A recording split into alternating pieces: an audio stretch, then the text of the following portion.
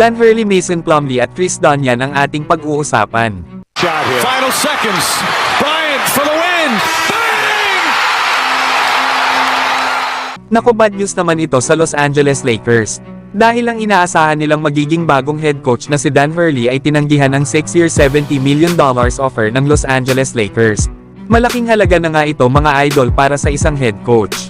Pero mas pinili pa nga rin ni Dan Hurley ang manatili sa University of Connecticut men's basketball sa college. Lalo at sila ang nag-back-to-back champion sa NCAA. Kaya naman ay hindi talaga nito magawang iwanan ang kanyang kupunan. At magpo-focus nga daw sila ngayong summer para mapalakas pa ang kanilang team at para manalo pa ng championships. Kaya naman matunog na naman ang mga pangalan nila JJ Redick at James Borrego para maging bagong head coach ng Lakers. Kaya abangan natin, mga idol, kung sino sa dalawa ang kukunin ng Lakers.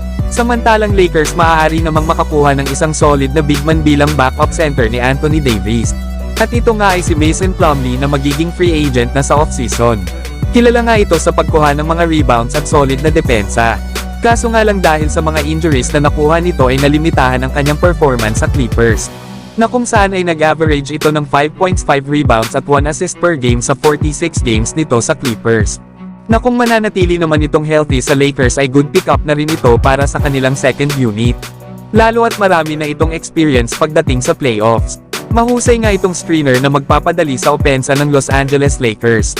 Bagamat hindi man ito kilala bilang isang scorer, ay sapat na si Mason Plumlee para may makapalitan si Anthony Davis kapag ito ay magpapahinga na sa bench. Samantalang ang isa pang solid na dapat makuha ng Lakers sa free agency ay itong si Chris Dunn na magiging free agent na nga ito sa offseason. Kilala nga si Chris Dunn bilang isang solid na defender na kayang magbantay ng multiple positions.